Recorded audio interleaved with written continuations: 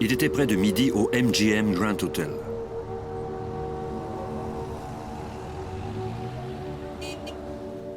Deux messagers armés, escortés par des gardiens du service de sécurité du MGM, transportaient l'argent du casino vers une sortie où les attendait un fourgon blindé. Puis, tout à coup, deux hommes armés les affrontèrent. L'un d'eux s'empara des armes des messagers.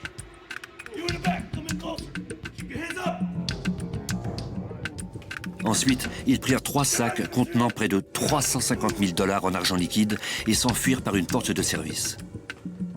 Les gardiens avisèrent aussitôt la police et le FBI.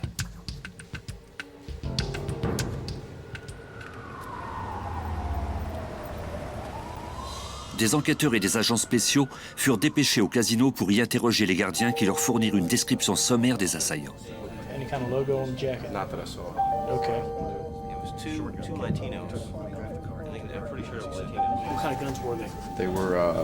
Les voleurs n'avaient laissé aucun indice derrière eux.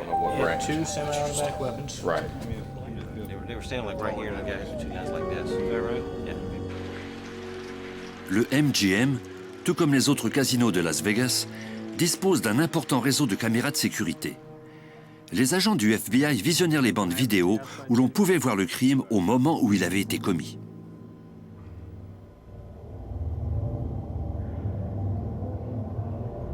À voir la façon dont un des tireurs tenait ses armes, l'agent spécial Henry Schlumpf croyait qu'il s'agissait d'un homme dangereux. Il est inhabituel pour un voleur de commettre un vol avec une arme dans chaque main. C'est même très rare. Ça montrait de quoi cet individu était capable. Okay, can you give me the outside tape?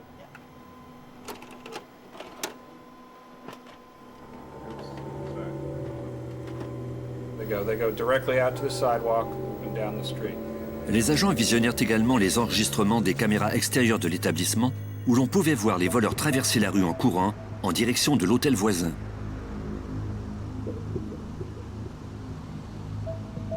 Les enquêteurs se rendirent à l'hôtel San Remo pour y visionner les enregistrements des caméras extérieures de cet autre établissement. Les voleurs étaient montés à bord d'une camionnette conduite par un troisième homme.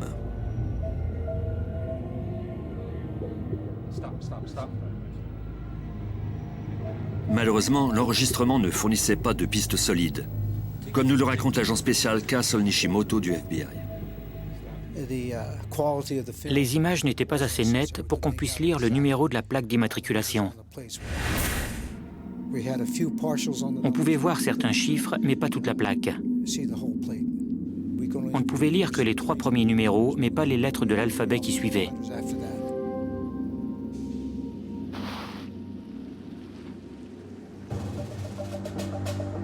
Même si les données étaient incomplètes, les policiers se mirent à la recherche de la camionnette des voleurs.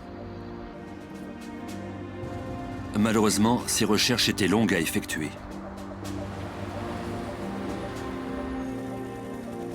Les efforts des policiers portèrent enfin fruit près de 2 mois plus tard, encore une fois au San Remo. Dans l'aire de stationnement du casino, ils identifièrent ce qui semblait être la camionnette en question. Les chiffres de la plaque d'immatriculation du véhicule étaient identiques à ceux qu'on avait relevés sur l'enregistrement vidéo.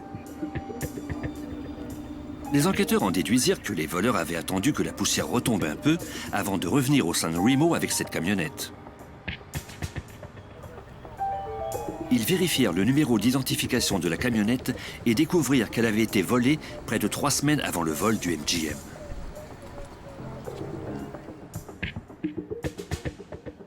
Quant au numéro de plaque, il correspondait à celui d'une voiture accidentée remisée dans une cour d'entreposage de Las Vegas.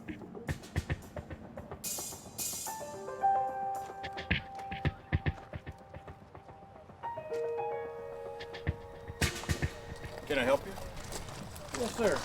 Investigator Fleetwood, we're looking into some thefts that occurred. You need to speak to Jose. Le gérant de l'entreprise d'entreposage déclara à l'enquêteur de la police métropolitaine de Las Vegas qu'il ne savait rien du vol. Il lui suggéra de parler au gardien des lieux, José Vigoa. Il lui indiqua ensuite où se trouvait Vigoa en le pointant du doigt. L'enquêteur demanda au gérant d'aviser le gardien de l'appeler. Mais Vigoa n'appela pas l'enquêteur. Quelques mois s'écoulèrent et l'enquête cessa de progresser. Puis, le 28 juin 1999, soit 9 mois après le vol du MGM, un fourgon blindé recueillit un dépôt en argent liquide au casino du Desert Inn lors de sa tournée habituelle.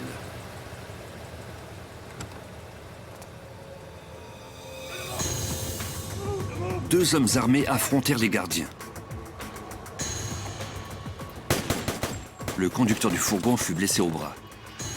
Son collègue répondit au coup de feu, mais il fut touché à la jambe à 3 reprises. Lors de leur entraînement, les gardiens avaient appris à viser la poitrine de leurs assaillants. Les tireurs furent touchés par les projectiles, mais cela ne sembla pas les arrêter.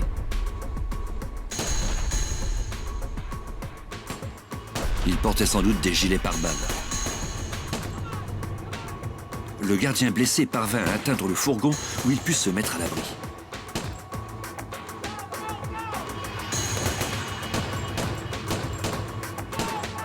Le conducteur prit la direction de l'hôpital.